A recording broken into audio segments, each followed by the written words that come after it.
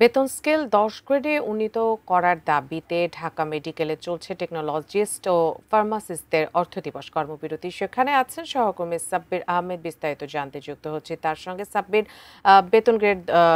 বেতন স্কেল ১০ গ্রেডে উন্নীত করা সহ আর কোনো দাবি তারা জানিয়েছেন কিনা, কি অবস্থা দেখছেন সেখানে, বিস্তারিত জানাবেন। ধন্যবাদ উজমা। আপনারা জানেন যে মেডিকেল টেকনোলজিস্ট যারা বিভিন্ন ধরনের রোগ নির্ণয়ে কাজ করে থাকে সারা বাংলাদেশে সরকারি এবং বেসরকারি খাতে এ ধরনের প্রায় ৮০ থেকে ৮৫ হাজার মেডিকেল টেকনোলজিস্ট রয়েছে, যারা মূলত কোনো রোগী হাসপাতালে যখন আসেন তাদের কি সমস্যা হয় সেই সমস্যাগুলো তারা নির্ণয় করে থাকেন এবং তারপরই আসলে তাদের বিভিন্ন ধরনের তথ্য বা রোগীদের বিভিন্ন ধরনের মেডিসিন দেয়া হয়।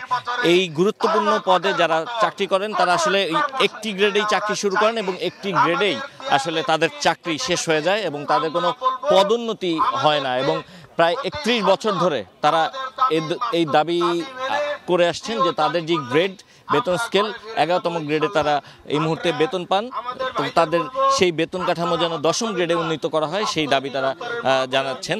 আমরা একটু কথা বলতে চাই যারা এই মুহূর্তে আন্দোলন করছেন তাদের সঙ্গে। একটু বলবেন যে আসলে আপনাদের যে দাবিটা, এই দাবি যদি আদায় না হয়, আপনারা বলছিলেন দীর্ঘ সময় ধরে আপনাদের এই দাবি আপনারা জানিয়ে আসছেন, আদায় না হলে আপনারা আসলে কি করবেন, কি ধরনের কর্ম? এই দাবি যদি আমাদের আদায় না হয় তাহলে আমরা কঠোর আন্দোলনে যাব। আমরা পূর্ণ দিবস কর্মবিরতি পালন করব।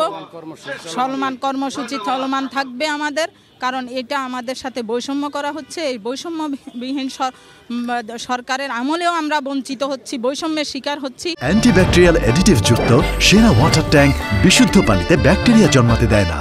আমাদের এই স্বাস্থ্য পরিবারের আমরাও তো এই স্বাস্থ্য বিভাগীয় পরিবারের আমাদেরকে বঞ্চিত করা হচ্ছে।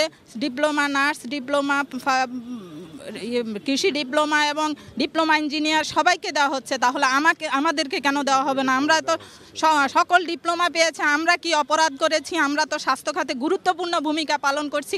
জীবনের ঝুঁকি নিয়ে আমরা করোনার সময় ডে নাইট ডিউটি করেছি, রুগীদের সংস্পর্শে গিয়েছি, কিন্তু অন্য কোনো সেক্টর কৃষি ডিপ্লোমা যায়নি, কিন্তু তারাও হয়েছে।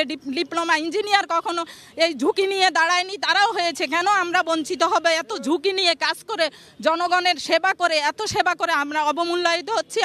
আমাদেরকে বিগত সরকার মনে হয় যে আমরা যে স্বাস্থ্য খাতে যে আমরা একটা গুরুত্বপূর্ণ সেক্টর, আমাদের টেকনোলজিস্ট, ফার্মাসিস্ট উনাদের চোখেই পড়ে না, কারণ আমরা জনগণের কথা চিন্তা করে কঠোর আন্দোলনে কখনোই যাইনি।